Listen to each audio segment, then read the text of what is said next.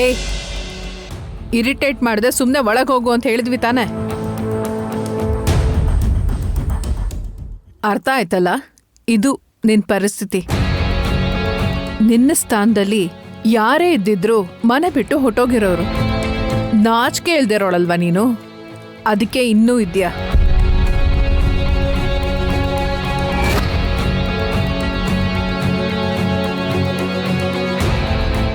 ದೇವಾಂಶ್, ದೇವಾಂಶ್. ಓಹ್, hi Vaidehi. ಇವಳು ಯಾಕೆ ಬಂದ? ಇವಳೆ ಕರ್ಸದ್ಲಾ? ಹ್ಯಾಪಿ ಸಂಕ್ರಾಂತಿ. ಏಯ್, ಯಾಕೆ ಇಲ್ಲಿಗೆ ಬಂದೆ? ಏನ್ ಬೇಕು ನಿಂಗೆ? ದೇವಾಂಶ್ ಫೋನ್ ಮಾಡಿ ಬಾ ಅಂದಿದ್ರು. ಯಾಕೆ? ಇವತ್ತು ಹಬ್ಬ ಅಂತ ಊಟಕ್ಕೆ ಬರಕ್ಕೆ ಹೇಳ್ದ ದೇವಾಂಶ್. ಓ, ಹಬ್ಬ ಅನ್ನೋ ಹೆಸರಲ್ಲಿ ಚೆನ್ನಾಗಿ ತಿನ್ನಕ್ ಬಂದೆ ಏನು?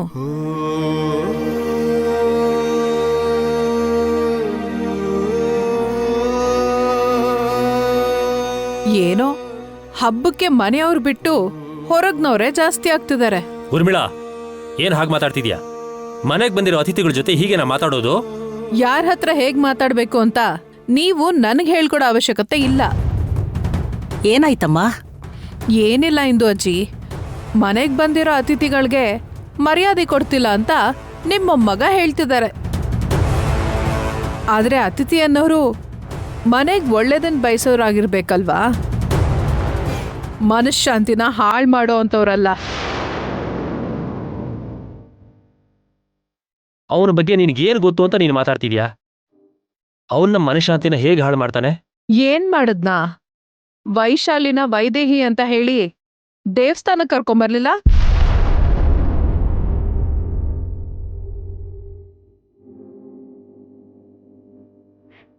ಇವಾಗ ದೇವಾಂಶ್ ಕರ್ದ ಅಂತ ಹೇಳಿ ಇವಳನ್ನೇ ವೈದೇಹಿ ಅಂತ ಹೇಳ್ಕೊಂಡು ದೇವಾಂಶ್ ಮನ್ಸನ್ನ ಹಾಳು ಮಾಡೋದಕ್ಕೆ ಇವನ್ ಬಂದಿರೋ ಹಾಗಿದೆ. ಅದಕ್ಕೆ ಹಾಗ್ ಮಾತಾಡ್ದೆ. ತಪ್ಪಾ?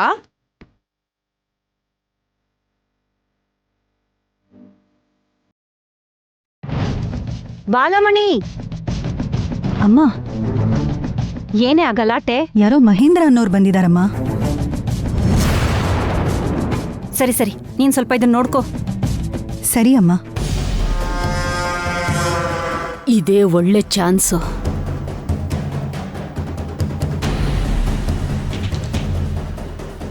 ಏನಮ್ಮ, ನಿನ್ಗೆ ಪೊಂಗಲ್ ಮಾಡಕ್ ಬರುತ್ತಾ? ಏನ್ ಮಾಡ್ತೀಯೋ ಏನೋ, ನಾನ್ ನೋಡ್ಕೋತೀನಿ. ನೀನು ಹೋಗಿ ತರಕಾರಿ ಹೆಚ್ಚು ಹೋಗು.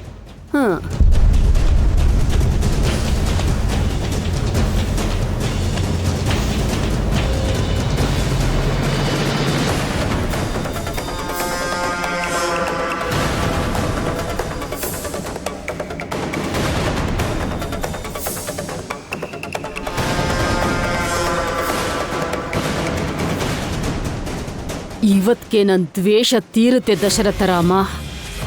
ನಿಮ್ಮೆಲ್ರೂ ಸಾವನು ನನ್ನ ಕಣ್ಣಾರೆ ನೋಡ್ಬೇಕು. ನೀವೆಲ್ರೂ ಸತ್ತ ಮೇಲೆ ಈ ಆಸ್ತಿ ಅಂತಸ್ತು ಎಲ್ಲ ನಂದಾಗ್ಬೇಕು. ಆಹಾ, ಅಬ್ಬಬ್ಬಾ, ಘಮ ಘಮ ಅನ್ನೋ ಪೊಂಗಲು ತಯಾರಾಯ್ತು. ಮನೇಲಿ ಎಲ್ರೂ ಒಂದೊಂದು ತುತ್ತು ತಿಂದ್ರೆ ನನ್ ಕೆಲ್ಸ ಮುಗ್ದಾಗೆ. ಮುಗೀತು, ಎಲ್ಲ ಮುಗ್ದೋಯ್ತು. ದೇವಾಂಶ್ ಬಗ್ಗೆ ಯೋಚನೆ ಮಾಡೇ ನಾನು ಈ ಥರ ಮಾತಾಡಿದ್ದು ಅಷ್ಟೇ ಹೊರತು ಇವನೇನು ನನ್ನ ಶತ್ರು ಅಲ್ಲ.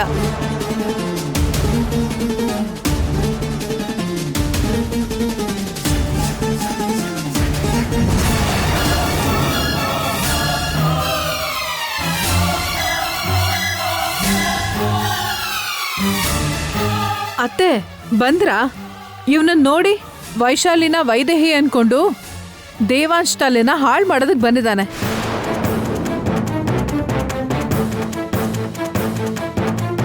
ಇವನನ್ನ ನಾನು ಗೆಸ್ಟ್ ತರ ಟ್ರೀಟ್ ಮಾಡ್ಬೇಕಾ? ನೀವೇ ಹೇಳಿ. ಊರ್ಮಿಳಾ ಮಾಡಿದ ತಪ್ಪು ಅಂತಾನೆ ಅನ್ಸುತ್ತೆ. ಆದ್ರೆ ಕುಟುಂಬದ ಬಗ್ಗೆ ಯೋಚನೆ ಮಾಡಿದ್ರೆ ಅವಳು ಹೇಳಿದ್ದೆ ಸರಿ ಇದೆ ಅತ್ತೆ. ಬಯಸಿ ಬಯಸಿ ತೊಂದ್ರೆನ ಮನೆಗ್ ಕರ್ಕೊಳಕ್ಕಾಗತ್ತಾ ಹೇಳಿ? ಹಬ್ಬದ ದಿನ ನಿಮ್ಮ ಜೊತೆ ಖುಷಿಯಾಗಿರೋಣ ಅಂತ ಬಂದೆ ಹೊರತು ನಿಮ್ಮ ಮನ್ಸು ನೋಯ್ಸಕ್ಕಲ್ಲ ಬಂದಿದ್ದು.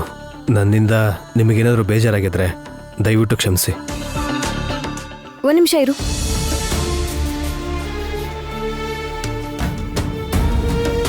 ನೀನು ಅವ್ರು ಕರೆದಿದ್ದಕ್ಕೆ ಬಂದಿದ್ದು ಅಂತ ಹೇಳ್ತಿದ್ಯಾ ಅಲ್ವಾ? ಒಂದ್ಸಲ ಅವ್ರನ್ನ ಭೇಟಿ ಮಾಡಿ ಹೋಗು. ಅದು ಹಾಗಲ್ಲ. ಮೀಟ್ ಆಗೋಂಥ ಅವಶ್ಯಕತೆ ಏನಿಲ್ಲ. ಮಹೇಂದ್ರ,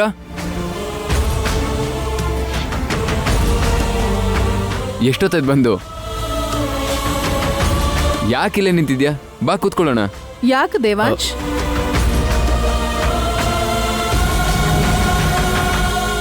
ಇರೋ ಮನಃಶಾಂತಿನೂ ಹಾಳು ಮಾಡ್ಕೊಳ್ಳೋದಕ್ಕ? ಊರ್ಮಿಳಾ, ಎಲ್ಲದಕ್ಕೂ ಯಾಕೆ ವಾದ? ಅತ್ತೆ, ನಿಮಗ್ ಅರ್ಥ ಆಗ್ತಾ ಇಲ್ಲ. ಈ ವೈಶಾಲಿನ ತೋರಿಸಿ ವೈದೇಹಿ ವೈದೇಹಿ ಅನ್ಕೊಂಡು ದೇವಾಂಶ್ ಮನ್ಸನ್ನ ಹಾಳು ಮಾಡಕ್ ನೋಡ್ತಾನೆ. ಕೊನೆಗೆ ದೇವಾಂಶ್ ವೈಶಾಲಿನ ವೈದೇಹಿ ಅನ್ಕೊಂಡ್ರು ನಾವೇನ್ ಆಶ್ಚರ್ಯ ಪಡ್ಬೇಕಾಗಿಲ್ಲ.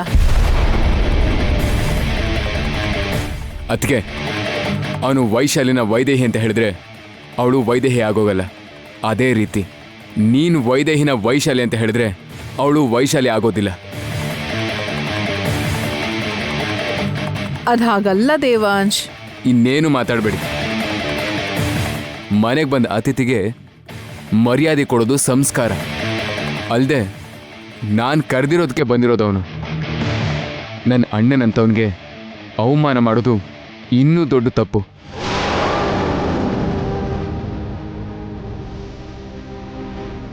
ಸಾಧ್ಯ ಆದರೆ ವೆಲ್ಕಮ್ ಮಾಡಿ, ಇಲ್ಲ ಅಂದರೆ ನಿಮ್ಮ ಕೆಲಸ ನೀವು ನೋಡ್ಕೊಂಡು ಹೋಗಿ.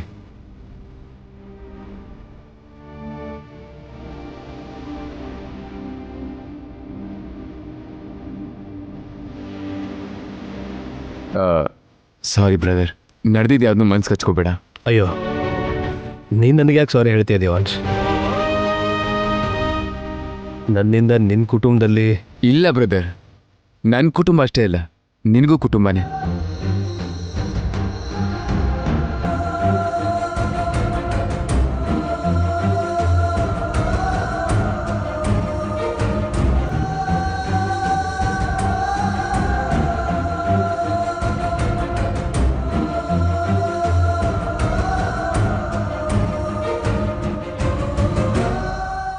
ಅದಕ್ಕೆ ಕ್ಷಮಿಸು ಅಂತ ಕೇಳ್ಕೊತಾ ಇದ್ದೀನಿ.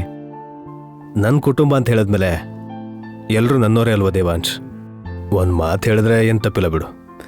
Thank you brother. ಸರಿ, ಕೂತ್ಕೊಳ್ಳೋಣ ಬಾ.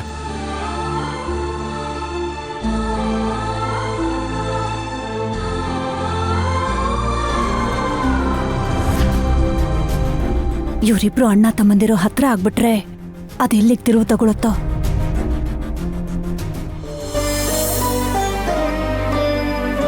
ಕೂತ್ಕೋ. ಸಾರಿ ಬ್ರದರ್, ನಮ್ಮತ್ತಿಗೆ ಹಾಗೇನೆ ಯಾರ ಜೊತೆ ಹೇಗೆ ಮಾತಾಡಬೇಕೋ ಗೊತ್ತಾಗಲ್ಲ ಅವ್ರಿಗೆ. ನಾನು ಏನು ಮಾತಾಡೋದಕ್ಕೆ ಆಗ್ಲಿಲ್ಲ ಬಾವಾ. ಜಾಸ್ತಿ ಮಾತಾಡಿದ್ರೆ ನನಗೋಸ್ಕರ ಮಾತಾಡ್ತಿದ್ದೀನಿ ಅನ್ಕೊಳ್ತಾರೆ ಅಂತ ಹೆದರ್ಕೊಂಡೆ. ನನ್ನನ್ನು ಕ್ಷಮಿಸ್ಬಿಡಿ. ಏನು ವೈದೇಹಿ, ನೀನು ಕೂಡ ಇದು ನನ್ನ ಮನೆನೇ ಅಂತ ಅನ್ಕೊಂಡಿದ್ದೀನಲ್ಲ, ಹಾಗಿದ್ಮೇಲೆ ನನಗೆ ಯಾಕೆ ಬೇಜಾರಾಗುತ್ತೆ? ಈಗ ನೀನು ಈ ಟಾಪಿಕ್ನ ಬಿಡು. ತುಂಬ ಹಸುವಾಗ್ತಾ ಇದೆ, ತಿನ್ನೋದಕ್ಕೇನಾದರೂ ಕೊಟ್ಟರೆ ಚೆನ್ನಾಗಿರುತ್ತೆ. ಹೌದು ವೈದೇಹಿ, ನನಗೂ ಹಸುವಾಗ್ತಾ ಇದೆ. ಪೊಂಗಲ್ ಮಾಡಿದ್ಯಲ್ವಾ, ನಮ್ಮಿಬ್ರಿಗೂ ತಗೊಂಡು ಬಂದ್ಬಿಡು. ಕ್ಷಮಿಸ್ಬಿಡು ಬಾವಾ. ಮತ್ತೆ ಏನಾಯ್ತು, ಪೊಂಗಲ್ ಮಾಡ್ಲಿಲ್ವಾ? ಮಾಡೋದಕ್ಕೆ ಬಿಡ್ಲಿಲ್ಲ. ನಾನು ತಗೊಂಡು ಹೋಗಿದ್ ಮಡ್ಕೆನೂ ಕೂಡ ಪಕ್ಕದಲ್ಲಿಟ್ರು. ನೀನೇ ವೈದೇಹಿ ಅಂತ ಅವ್ರಿಗೆ ಗೊತ್ತಾಗೋವರೆಗೂ ಈ ರೀತಿ ಅವಮಾನಗಳು ನಡೀತಾನೆ ಇರುತ್ತೆ ವೈದೇಹಿ.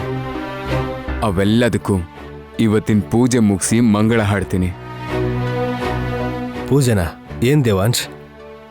ನಮ್ಮ ವಂಶಕ್ಕೆ ತಲತಲಾಂತರದಿಂದ ಒಂದು ಶಾಪ ಅಂಟ್ಕೊಂಡಿದೆ. ಪ್ರತಿ 21 ವರ್ಷಕ್ಕೊಂದ್ಸಲ ಆ ಶಾಪ ವಿಮೋಚನೆ ಮಾಡ್ಕೊಳ್ಳೋದಕ್ಕೆ ಅವಕಾಶ ಸಿಗುತ್ತೆ. ಆ ದಿನ ಇವತ್ತೇ.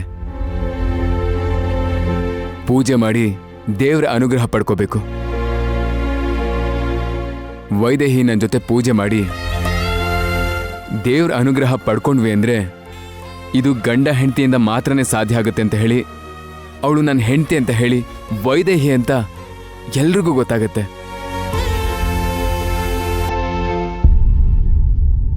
ಹಾಗಾಗಬೇಕು ಅಂದರೆ ಮೊದಲು ವೈದೇಹಿನ ಗುಡಿ ಕರ್ಕೊಂಡು ಹೋಗಬೇಕು. ಆದರೆ ಮನೆಯವರು ಅದಕ್ಕೆ ಒಪ್ಕೊಳ್ಳೋದಿಲ್ಲ. ಹೇಗೆ ಕರ್ಕೊಂಡು ಹೋಗೋದು ಅಂತ ಯೋಚಿಸ್ತಿದ್ದೀನಿ. ಈ ಕೆಲಸ ಸ್ವಲ್ಪ ಕಷ್ಟನೇ ದೇವಾಂಶ್. ಅಷ್ಟಕ್ಕೂ ವೈದೇಹಿ ಅಂದರೆ ಮನೇಲಿ ಯಾರಿಗೂ ಆಗಲ್ಲ. ದೇವಸ್ಥಾನಕ್ಕೆ ಬರಕ್ ಬಿಡ್ತಾರ, ನಿನ್ನ ಜೊತೆ ಪೂಜೆ ಮಾಡಕ್ಕೆ ಆಗ್ಬಿಡ್ತಾರೆ. ಇದು ಸಾಧ್ಯ ಆಗುತ್ತೆ ಅಂತೀಯ?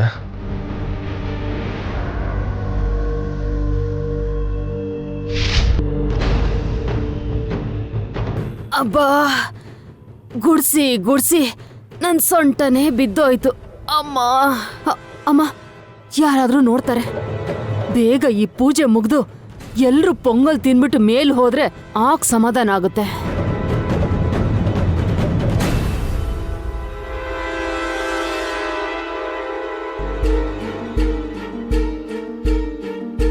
ವೈದೇಹಿ, ಯಾರದು?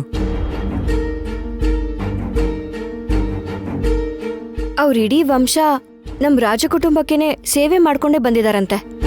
ಇರೋಕ್ ಜಾಗ ಇಲ್ಲ ಅಂದಿದ್ದಕ್ಕೆ ಇಲ್ಲೇ ಏನಾದ್ರೂ ಕೆಲಸ ಮಾಡ್ಕೊಂಡಿರು ಅಂತ ಮಾವನೇ ಹೇಳಿದ್ರು.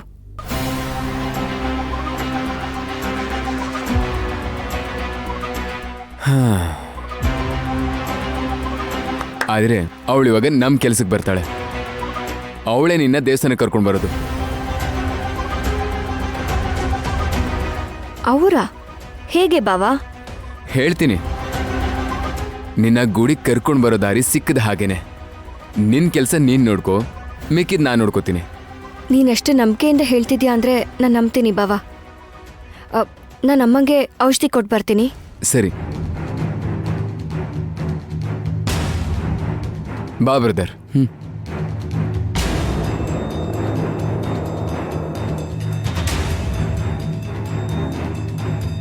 ಅಯ್ಯೋ, ಇವ್ರೇನು ಈ ಕಡೆ ಬರ್ತಿದ್ದಾರೆ? ಗೊತ್ತಾಗ್ಬಿಡ್ತಾ? ಅಜ್ಜಿ, ಯಾಕೆ ಆ ಕಡೆ ತಿರ್ಕೊಂಡ್ರಿ? ನಿಮ್ಮ ಹತ್ರ ಮಾತಾಡಬೇಕು, ನಮ್ಮ ಕಡೆ ತಿರುಗಿ. ನನ್ ಮುಖ ತೋರಿಸ್ಬಾರ್ದಪ್ಪ. ಅದೇನು ಅಂತ ಹೇಳಿ. ನೀವು ನನಗೊಂದು ಸಹಾಯ ಮಾಡಬೇಕು. ಸೇವೆ ಮಾಡಬೇಕು ಅಂತ ಬಂದಿದ್ದೀನಿ. ಕೈಲಾಗಿದ್ದ ಸಹಾಯ ಮಾಡದೆ ಇರ್ತೀನಾ? ಏನು ಅಂತ ಹೇಳಿ. ಇವತ್ತು ಗುಡಿಗೆ ನಿಮ್ಮ ವೇಷದಲ್ಲಿ ಒಬ್ಬರು ನಮ್ಮ ಜೊತೆ ಬರ್ತಾರೆ. ಆ ಸಮಯದಲ್ಲಿ ನೀವು ಯಾರ ಕಣ್ಗೂ ಕಾಣಿಸ್ಕೊಳ್ದೇ ಇದ್ರೆ ಅಷ್ಟೇ ಸಾಕು. ಏನು ಹೇಳ್ತಿದ್ಯಪ್ಪ? ನನ್ನ ವೇಷದಲ್ಲಿ ಇನ್ನೊಬ್ರನ್ನ ಕರ್ಕೊಂಡು ಹೋಗ್ತೀಯಾ? ಹೌದು. ಮತ್ತೆ ವಾಪಸ್ ಬರೋರ್ಗೂ ನೀವು ಯಾರಿಗೂ ಕಾಣಿಸ್ಕೊಳ್ದ ಹಾಗೆ ರೂಮಲ್ಲೇ ರೀ. ಪೂಜೆ ಮುಗಿದ್ಮೇಲೆ ದೇವ್ರಿಗಿಟ್ಟಿರೋ ನೈವೇದ್ಯನ ಎಲ್ಲರೂ ತಗೊಂಡು ಹೋಗ್ತಾರಲ್ವಾ? ಹೌದು, ಮನೇಲಿ ಪೂಜೆ ಮುಗೀತಿದ್ದ ಹಾಗೆ ಹೋಗ್ತೀವಿ. ಆಗ ದೇವಸ್ಥಾನಕ್ಕೆ ಎಲ್ಲಿ ಹೋಗ್ತೀರಾ? ನೇರವಾಗಿ ದೇವ್ರ ಹತ್ರನೇ ಹೋಗ್ತೀರಾ. ಆಗ್ಲೇ ನೀವು ಸಹಾಯ ಮಾಡಬೇಕಿರೋದು. ಹೇಗ್ ಮಾಡಕ್ಕಾಗುತ್ತಪ್ಪ? ಮನೆ ಯಜಮಾನ್ರು ನನ್ನ ಮೇಲೆ ನಂಬಿಕೆ ಇಟ್ಟು ನನಗೆ ಕೆಲಸ ಕೊಟ್ಟಿದ್ದಾರೆ. ಅವ್ರ ನಂಬಿಕೆಗೆ ನಾನು ಮೋಸ ಮಾಡಕ್ಕಾಗುತ್ತಾ? ಮೋಸ ಮಾಡಿದ್ದೀನಿ ಅಂತ ಗೊತ್ತಾದ್ರೆ ನನ್ಗೆ ಈ ಮನೇಲಿ ಜಾಗ ಕೊಡ್ತಾರಾ?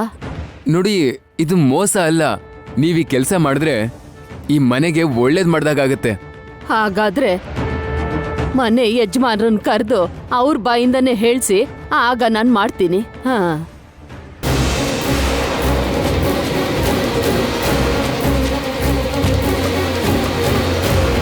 ಅಪ್ಪನ ಹತ್ರ ಹೇಳ್ಕೋಬಹುದು ಅನ್ನೋ ಹಾಗಿದ್ದಿದ್ರೆ ಜೂಳ ಹತ್ರ ಯಾಕೆ ಬೇಡ್ಕೋತಾ ಇದ್ದೆ ನಾನು. ಮತ್ತೇನು ಮಾಡೋದು ದೇವಾಂಶ್? ವೈದೇಹಿನ ಹೇಗೆ ಕರ್ಕೊಂಡು ಹೋಗ್ತೀಯಾ? ಕರ್ಕೊಂಡು ಹೋಗದೆ ಇರೋದಕ್ಕೆ ಆಗೋದಿಲ್ಲ ಬ್ರದರ್. ಹೇಗಾದ್ರೂ ಕರ್ಕೊಂಡು ಹೋಗಲೇಬೇಕು.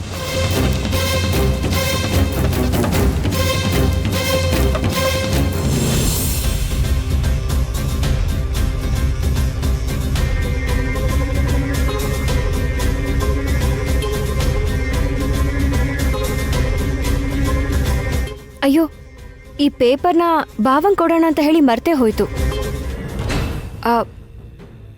ನಾನು ತಗೊಂಡು ಹೋಗ್ತೀನಿ, ಹೋಗು. ಸರಿ ಅಮ್ಮ.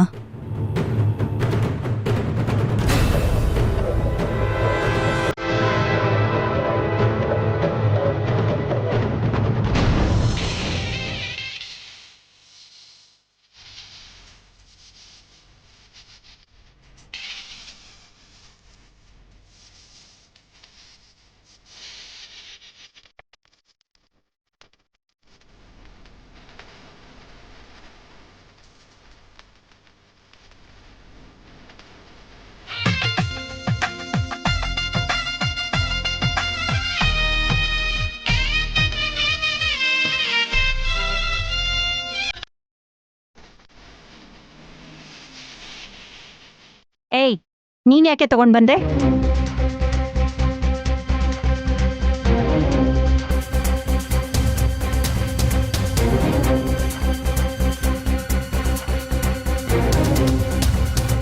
ಅತ್ತೆ, ಹಬ್ಬದ ದಿನ ಜಗಳ ಯಾಕೆ? ಕೆಲ್ಸದೋಳ್ ತಂದ್ರೆ ಇಸ್ಕೊಳಲ್ವಾ? ಹಾಗೆ ಅನ್ಕೊಂಡ್ ಸುಮ್ನಿರೋಣ.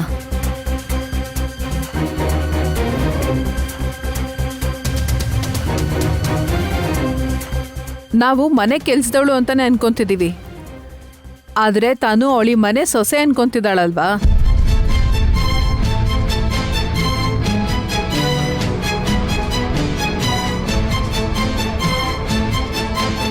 ಎಷ್ಟ್ ದಿನ ಅನ್ಕೋತಾಳೆ ಬಿಡು. ಶಾಂತ ಆಂಟಿ ಗುಣ ಆಗೋವರೆಗೂ ಅಷ್ಟೇ ಅಲ್ವಾ? ಆಮೇಲೆ ಮನೆಯವಳು ಅಂತ ಹೇಳ್ಕೊಳ್ಳೋದು ಹಾಗಿರ್ಲಿ, ಮನೆ ಹತ್ರದಲ್ಲೂ ಸುಳಿಯೋ ಹಾಗಿಲ್ಲ.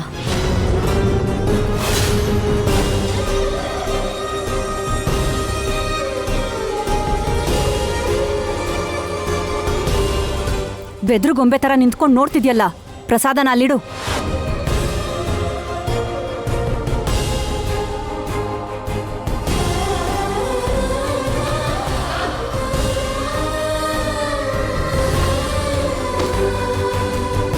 ಇವ್ರು ಹೀಗೆ ಮಾತಾಡ್ತಾ ಇದ್ರೆ ಅದನ್ನೆಲ್ಲ ಕೇಳಿಸ್ಕೊಳ್ಳೋದಕ್ಕೆ ತುಂಬಾ ಕಷ್ಟ ಆಗ್ತಿದೆ ದೇವ್ರೆ. ಇವತ್ತೇ ಈ ನೋವಿಂದ ನನಗೆ ಮುಕ್ತಿ ಕೊಡು. ಇವತ್ತು ನಾವು ದೇವಸ್ಥಾನದಲ್ಲಿ ಮಾಡಿಸ್ತಿರೋ ಕಾರ್ಯಕ್ರಮ ನಿರ್ವಿಘ್ನವಾಗಿ ನಡೀಬೇಕು ಅಂತ ಎಲ್ಲರೂ ಗಣಪತಿನ ಬೇಡ್ಕೊಳ್ಳೋಣ. ಅಖಿಲ, ನೀನು ಹಾಡು ಹೇಳಮ್ಮ. ಇಂದು ಅಜ್ಜಿ, ಅದು ಹಾಡು ಯಾವುದು ಬರಲ್ಲ. ಮಹಾಗಣಪತಿಂ ಮನಸಾ ಸ್ಮರಾಮಿ, ಮಹಾಗಣಪತಿಂ ಮನಸಾ ಸ್ಮರಾಮಿ, ಮಹಾಗಣಪತಿಂ ಮನಸಾ ಸ್ಮರಾಮಿ, ಮಹಾಗಣಪತಿಂ ಮನಸಾ ಸ್ಮರಾಮಿ. ವಸಿಷ್ಠ ವಾಮದೇವಾದಿವಂದಿತ ಮಹಾಗಣಪತಿಂ ಮನಸಾ ಸ್ಮರಾಮಿ, ವಸಿಷ್ಠ ವಾಮದೇವಾದಿವಂದಿತ ಮಹಾಗಣಪತಿಂ ಮನಸಾ ಸ್ಮರಾಮಿ, ವಸಿಷ್ಠ ವಾಮದೇವಾದಿವಂದಿತ ಮಹಾಗಣಪತಿಂ.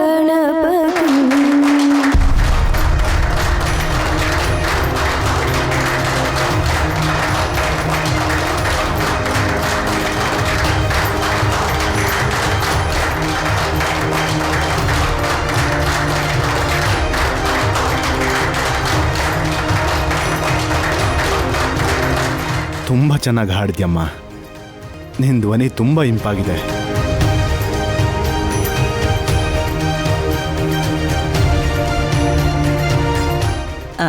ದಶರಥ, ನೀ ತೆಂಗಿನಕಾಯಿ ಹೊಡಿ. ಸರಿ ಅಮ್ಮ.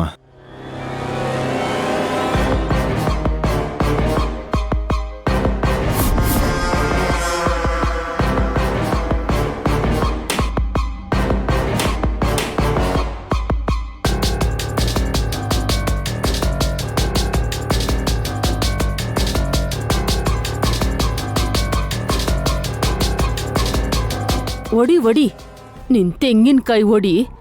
ನಾನ್ ನಿಮ್ಮೆಲ್ರಿಗೂ ಗುಂಡಿ ತೋಡ್ತೀನಿ. ಇವತ್ ನನ್ ಸೇಡ್ ತೀರಿಸ್ಕೋತೀನಿ ದಶರಥ ರಾಮ. ನನ್ ಕೈಯಾರೆ ವಿಷ ಬೆರ್ಸಿರೋ ಪ್ರಸಾದ ತಿಂದು ಸಾಯ್ತೀರಾ.